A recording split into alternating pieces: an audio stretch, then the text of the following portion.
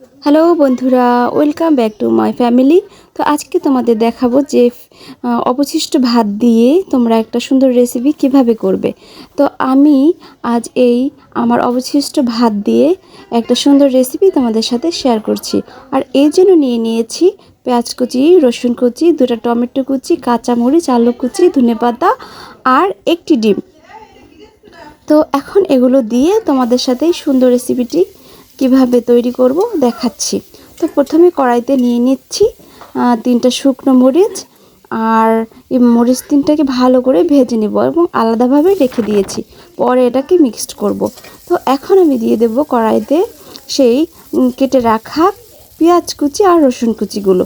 এগুলো ভালো করে একটু ভেজে নেব, হালকা ভেজে নেব, ভালো করে বলতে হালকা ভেজে নেব। এরপর এক এক করে আলু কুচি দিয়ে দেব। তো আলু আর পেঁয়াজটা ভালো করে একটু ভেজে নেব।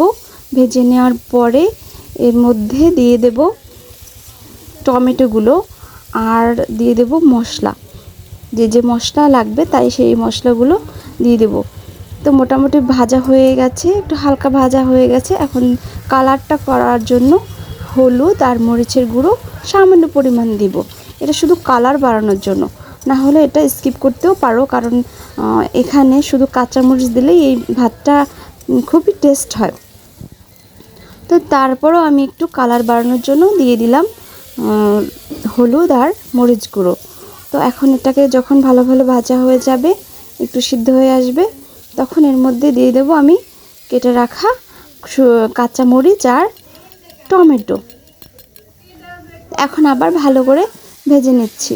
তো বন্ধুরা, তোমরা অনেকেই ভাবতে পারো যে ফেলে রাখা ভাতগুলো দিয়ে কি করব এরকমটা অনেকেই ভাবো। তো দেখো, এরকম করে খেলে সকালে খুব ভালো লাগে, খারাপ লাগে না। তো দেখো সবজিটা ভাজা হয়ে গেছে। এখন আমি এই যে ডিমটাকে একটু আলাদা করে ভেজে নেব।